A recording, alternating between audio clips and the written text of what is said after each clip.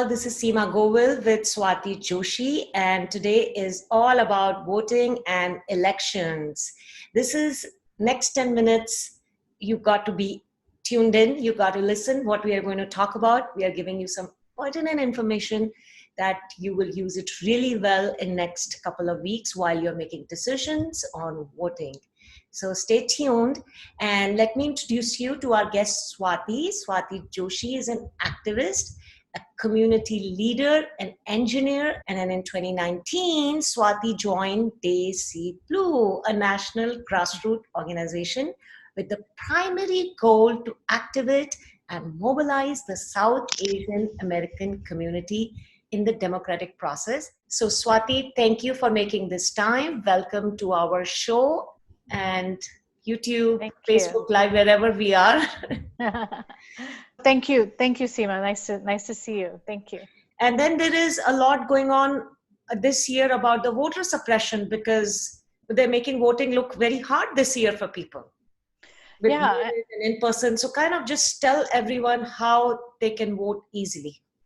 Okay, so I think the voter suppression is just a way to influence the election, right? So Republicans use this tactic to kind of not let you vote. They don't want you to vote. So the less people that vote, the more they win. And so we've got, our community, or the Democratic community, is the one that's disproportionately impacted. People of color, that's us. We are of color, and elderly women, students, disabled people, and people with low income. Right. And so the way to counter the voter suppression, and there's different ways of voter suppression, if you don't mind me just talking about a little bit about that. Please. But there's voter purges.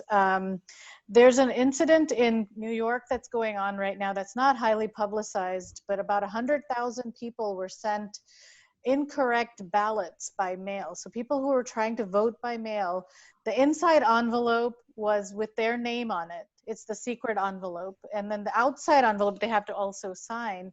But the outside envelope ended up being someone else's envelope. So it could have been my inside envelope and yours, Seema, outside. So when I signed my name on the outside, it's Swati Joshi, but it says Seema Govil on there. So they would have thrown it out. So that's, they would purge the votes, and it's a, they would say, okay, this is wrong, throw it away. You can't use that. And so those are voter purges. There's disinformation going around. So Trump famously said, if you don't know that your mail-in ballot has been approved or has been accepted, go to the polling place and vote again. It's illegal to say that, and it's illegal to vote twice. So both things, he's done it he did it twice, or he did two bad things there. There's also lots of other things like malfunctioning voting equipment. We've got a thing going on in Texas where you've got the single drop-off place for your ballots. So if someone lives in west side of Tarrant County and they have to go all the way to Fort Worth, it's going to take them an hour to get to the drop box. And so it's a hardship. Some people don't have cars, so they make it difficult for you to vote. And so the way to counter that is to actually make a plan. Make a plan on how you're going to vote, and make sure that you check the ID requirements for your state. So there's different ways different IDs to bring. So in some states, a driver's license or a passport is okay. You can bring a birth certificate with a picture on it, or something, or your not a birth certificate with a picture, but your citizenship papers with a picture on it.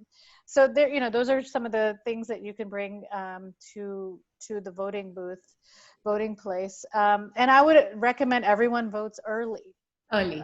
Early voting, get it in.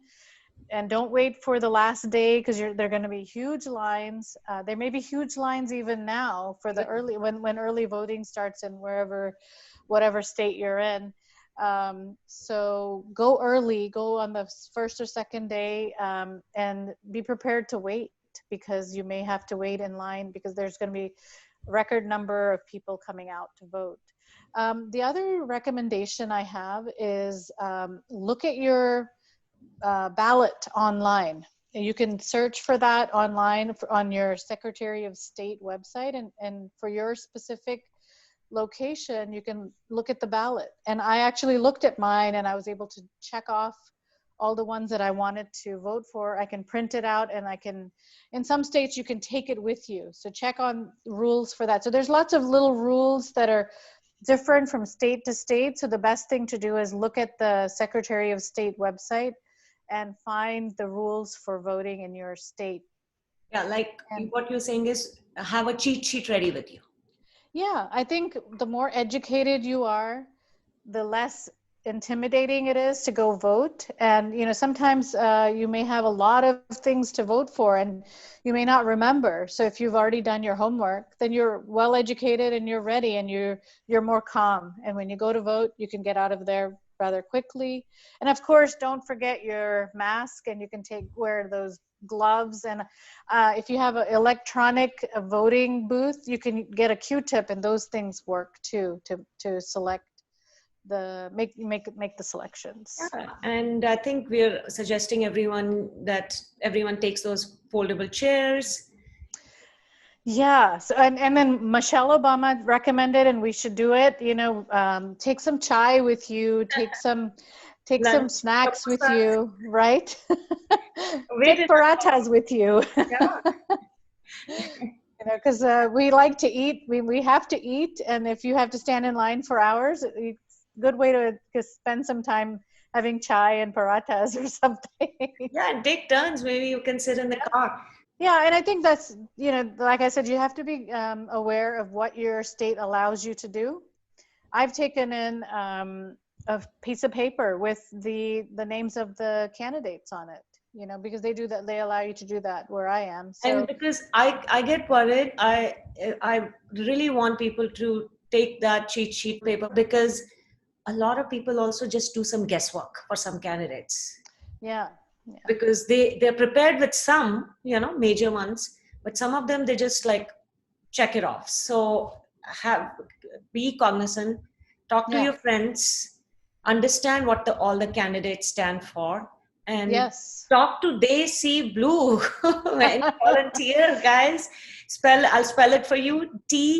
THEYSEEICUC, They See Blue, for a reason, blue.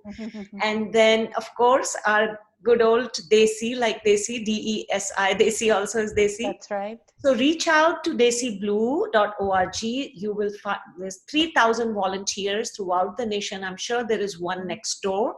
Just give them a call, ask them questions. They'll be jubilant to hear from you. Absolutely. And we've got some Senate candidates that we've been supporting to try to flip those states. So you can see those on our website as well. So, you know, if you have any questions, reach out to somebody or send an email to They See Blue. We'll get it, and we can help you through this process. Yeah. And I can't stress enough voting early.